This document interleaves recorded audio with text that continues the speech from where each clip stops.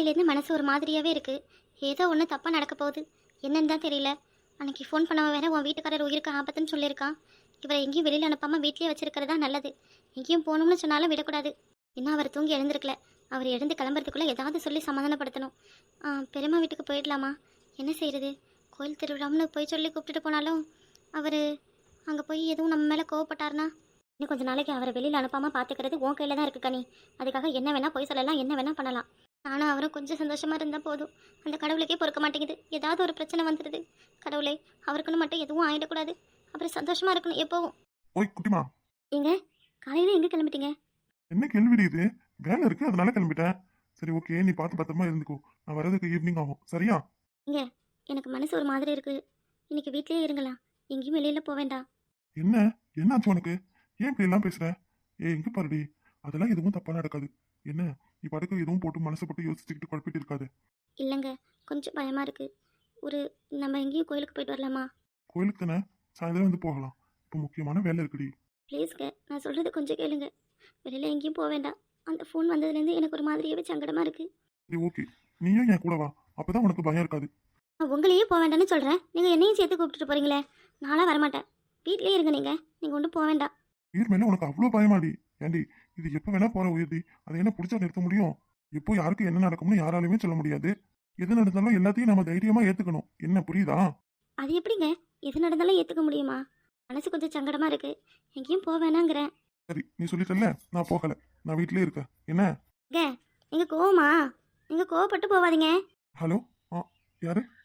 நான் வீரா தான். ஹாஸ்பிட்டல்ல இருந்தா. என்ன ஆச்சு?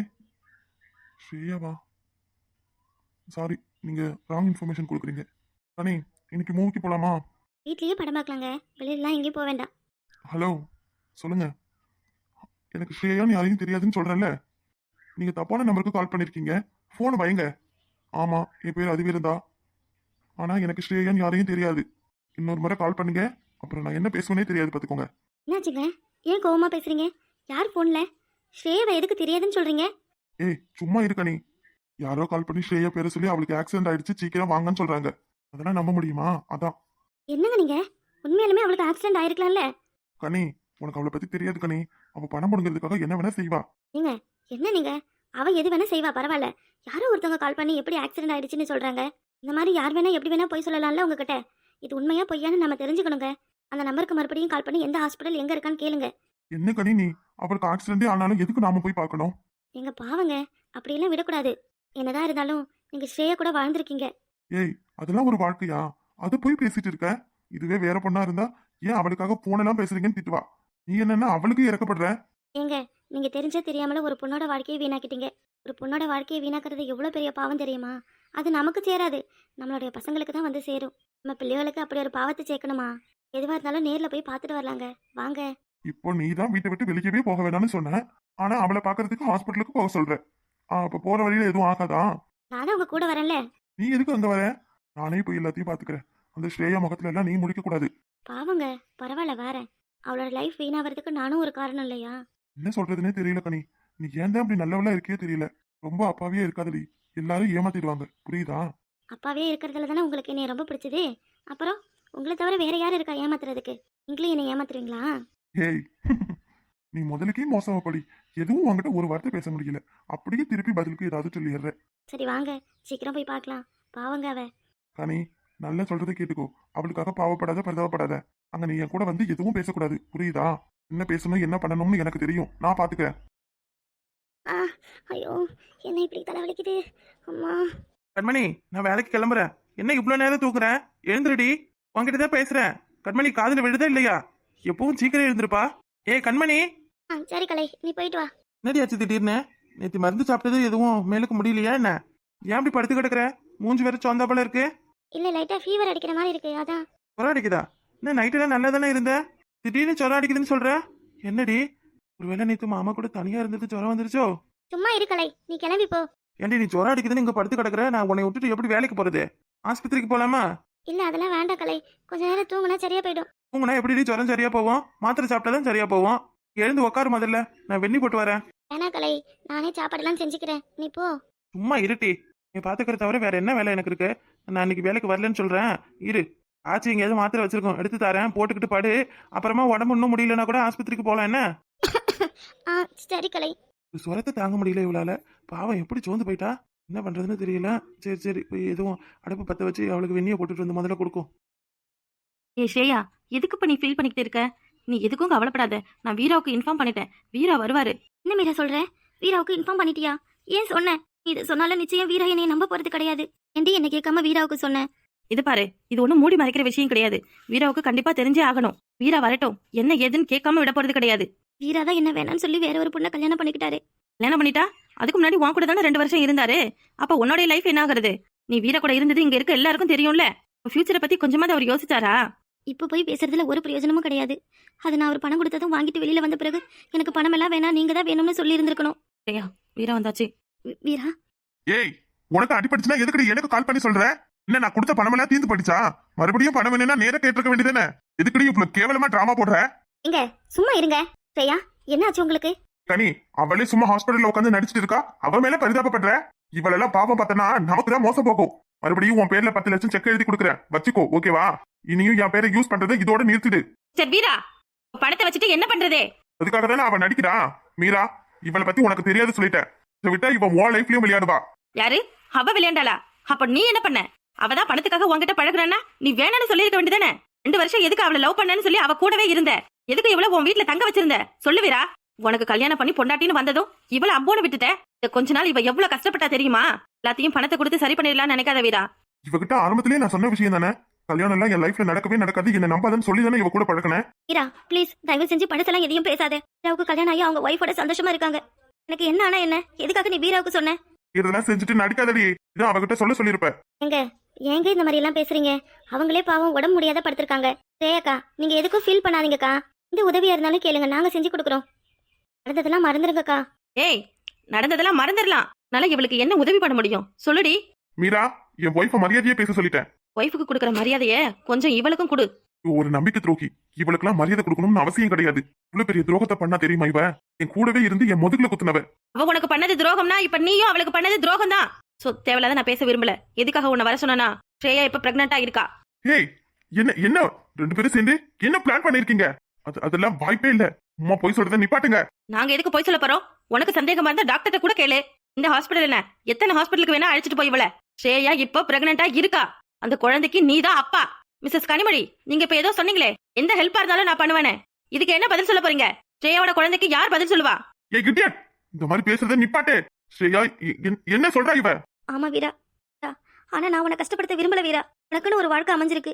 நீ என்ன வேணான்னு விலக்கி வச்சுட்ட. மறுபடியும் நான் உன் வாழ்க்கைக்குள்ள வந்து உனக்கு கஷ்டத்தை கொடுக்க விரும்பல. அனி, எந்த விதத்திலயும் நான் உனக்கு கஷ்டம் கொடுக்க மாட்டேன்டி. மீரா உன்னை இங்க வர சொன்னதே எனக்கு தெரியாது. இதுதான் உண்மை. தயவு செஞ்சு கேட்கறேன், இந்த குழந்தைய மட்டும் எதுவும் பண்ண சொல்லிடாத. எனக்காக எதுவும் பண்ண வேணாம். நானும் என் குழந்தைய எங்கேயாவது போய் இருந்துக்கிறோம். இனிமேலும் என்னை யாரும் கல்யாணமும் பண்ணிக்க போறது கிடையாது. நீயும் நானும் சேர்ந்து இருந்தது இந்த சொசைட்டில எல்லாருக்குமே தெரியும். ப்ளீஸ், தப்பானவன்ற பேரோட இருக்கிறதோட உன் குழந்தைக்கு அம்மானு எங்காவது போய் நான் கண்காணாம இருந்துடுறேன். அனி, நீ என் மேல இவ்வளவு இறக்கப்பட்டு இங்க வந்ததே ரொம்ப தேங்க்ஸ் கனி. கண்டிப்பா வீராவை நீ தான் இங்க அழைச்சிட்டு வந்திருப்ப. இனி எதுவா இருந்தாலும் நான் பாத்துக்கிறேன் கனி. நீங்க எது பாத்திரம் கழுவியாவது என் குழந்தைய நான் வளர்த்துக்கிறேன். 2 பேரும் சந்தோஷமா இருங்க, அது போதும். ஏய், இப்ப நீ எதுக்கு அழற? இவளோட டிராமாவுக்குலாம் நாம ஆள் கிடையாது. போலாம். ஏங்க இல்ல, ஆன் சொல்றல. அது வந்து வர போறியா இல்லையா? வேணும்னா நீயும் இவ்வளவு கூட இருந்துக்கோ. அப்பாவியே நீ இருக்கிறதாலதான் எல்லாரும் உன்னை ஏமாத்துறாங்க. என்னைக்குதான் நீ புரிஞ்சுக்க போறியே தெரியல. என்னங்க புரிஞ்சுக்கணும்? என்ன புரிஞ்சுக்கணும் சொல்லுங்க. நான் அப்பாவியே இருந்ததாலதான் என் மாமா என்னைய உங்களுக்கு கல்யாணம் பண்ணி வச்சு என் வாழ்க்கையை வீணாக்குனாரு. நீங்களும் நான் அப்பாவியா இருக்கிறதாலதான் இப்ப என் கூட வாழ்ந்துட்டு இருக்கீங்க. எல்லா தப்பையும் பண்ணது நீங்க. தேவோடைய லைஃபையும் வீணாக்கிட்டு என் லைஃபையும் வீணாக்கிட்டீங்க. இப்போ அந்த குழந்தையோட வாழ்க்கையையும் வீணாக்கிடாதீங்க. உங்க சுயநலத்துக்காக ஏங்க எல்லாரையும் கஷ்டப்படுத்துறீங்க? நீ என்ன இப்படி எல்லாம் பேசுற? இங்க செஞ்சதுக்கெல்லாம் இப்படிதாங்க பேசணும். நீ கனி இங்க பாரு. சந்தோஷமா ஸ்ரேயா? இப்போ உனக்கு சந்தோஷமா? வீரா, நான் என்ன வீரா பண்ண? நான் நீ வேணான்னு தானே சொன்னேன். உன் ஒய்ஃப் கோச்சிட்டு போறதுக்கு ஏன் வீரா என்னைய திட்டுற? ஏற்கனவே நான் கஷ்டத்துல இருக்கேன். நீ மேலும் மேலும் என்ன கஷ்டப்படுத்தாத வீரா. என் லைஃப் எப்படியோ போனா போகுது. நீ நல்லா இரு வீரா, அது போதும். என் குழந்தைக்கு நீ தான் அப்பான்னு நான் யாருக்கிட்டையும் சொல்ல மாட்டேன். நான் தப்பான பேரோட தப்பானலாவே இருந்துக்கிறேன். வீரா, தயவு செஞ்சு வீராவை வெளியில போ சொல்லு. அறியாம நான் செஞ்ச தப்பு இப்ப இவ வாழ்க்கையையும் கேள்விக்குறியாக்கிடுச்சு, என் வாழ்க்கையையும் கேள்விக்குறியாக்கிடுச்சு. அம்மாவோ அப்பாவோ கூட இருந்திருந்தாங்கன்னா என் லைஃப் இப்படி ஆயிருக்குமா? அடுத்து நான் என்ன செய்ய போறேனே தெரியல. ஸ்ரேயா வயித்துல வளர்ற என் குழந்தைய பாக்குறதா, இல்ல என்ன மட்டுமே நம்பி இருக்க என் கனியை பாக்குறதா? யாரை நான் முக்கியமா நினைக்கிறது? யாருக்கு என்ன பதில் சொல்ல போறேனோ? கண்மணி, வெந்நி போட்டிருக்கேன், மெல்ல எழுந்து வாடி. வாயெல்லாம் கசக்கும்ல. கை கால் முகமெல்லாம் கழுவிட்டு இட்லி வாங்கிட்டு வந்து வச்சிருக்கேன், சாப்பிடு என்ன? கலை வேலைக்கு போனா என்ன கலை? ஏன்? நீ வாடி, எதுவும் பேசாண்டாவா? அம்மாடி கண்மணி, என்ன போட்டதெல்லாம் போட்டபடி கிடக்கு, ஒரு வேலையும் செய்யல, என்ன ஆச்சு உனக்கு? 4 நாள் நல்லா இருக்க, 4வது நாள் படுத்துக்கிற. இதுக்குத்தான் அப்பவே சொன்னேன், நானே எல்லாத்தையும் பாத்துக்கிறேன், நீ எதுவும் செய்ய வேணான்னு. பாரு, ஒரு வேலை செஞ்சா ஒரு வேலை செய்ய மாட்டேங்கிற. ஏண்டா ஆளுவலா வேலைக்கு கிளம்பி போயிட்டாங்க, நீ என்ன பண்ற? ஆச்சி, அவளுக்கு ரொம்ப முடியல ஆச்சி, அதனாலதான் இன்னைக்கு வேலைக்கு போகல. அவளுக்கு முடியலையா? என்னம்மா செய்யுது? இல்ல ஆச்சி, கொஞ்சம் ஜுரம் அடிக்குது, அதனாலதான். இங்க ஜுரம் அடிக்குதா? இல்லை நல்லா இருந்த பிள்ளைய என்னடா பண்ண? ஆச்சு அப்படி நெருப்பா கொதிக்குதே. ஆச்சி ஆச்சி, சத்தியமா நான் எதுவும் செய்யல.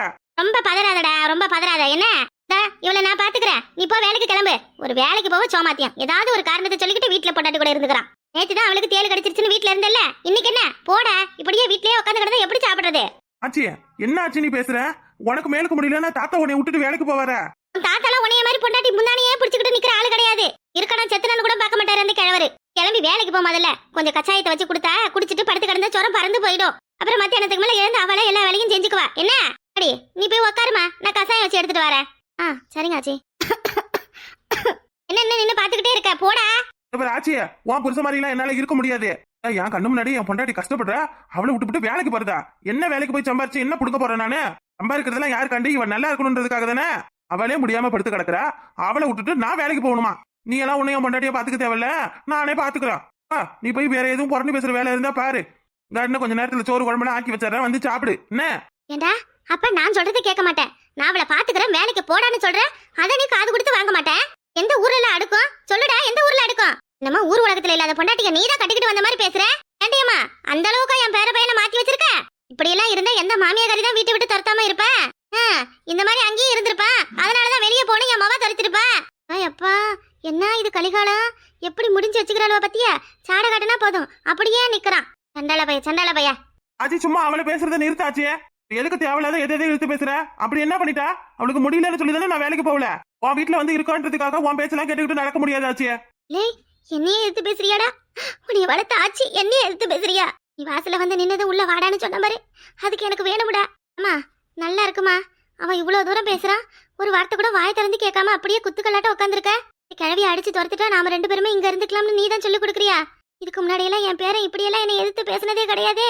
கல்யாணம் ஆனது என்ன இவன் இப்படி மாறி போயிருக்கான்? ஆச்சி, மறுபடியும் அவளையே சொல்ற? ஆச்சி, நீங்க எதுவும் இது பண்ணிக்காதீங்க ஆச்சி, நான் அவரை வேலைக்கு அனுப்புறேன். ஆச்சி தான் சொல்றாங்கல்ல வேலைக்கு போனேன், போக வேண்டியதானே? பொண்டாட்டின்னு பின்னாடியே நின்று என்ன பண்ண போறேன்? 1 ரூபா 2 ரூபா சம்பாரிச்சாதான் நாளைக்கு நமக்கு நல்லது. எனக்கு எதுவும் இல்ல, நான் பாத்துக்கிறேன். என்ன, நான் நல்லா தான் இருக்கேன், போ. ஏய், ஜுரம் நெருப்பா கொதிக்குதுடி. அதான் எதுவும் இல்லைன்னு சொல்றேன்ல, அப்புறம் என்ன?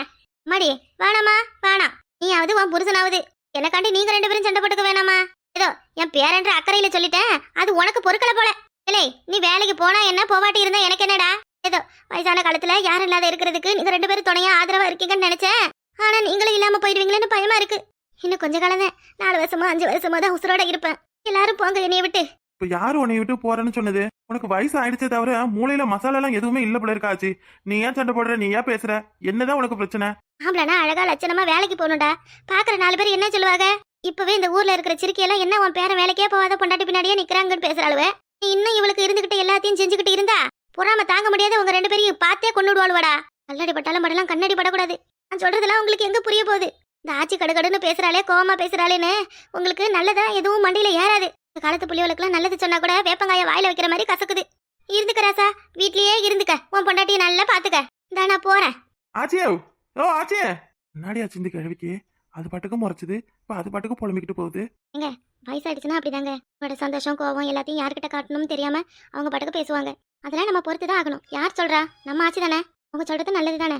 என்கிட்டயே 2-3 அக்கா வந்து என்ன உன் புருஷன் வேலைக்கே போக மாட்டேங்கிறான்னு கேக்குறாங்க. நீ வேலைக்கு போனா தானே நல்லது. சரி பரவ, நீ உடம்ப பாத்துக்கிறியா?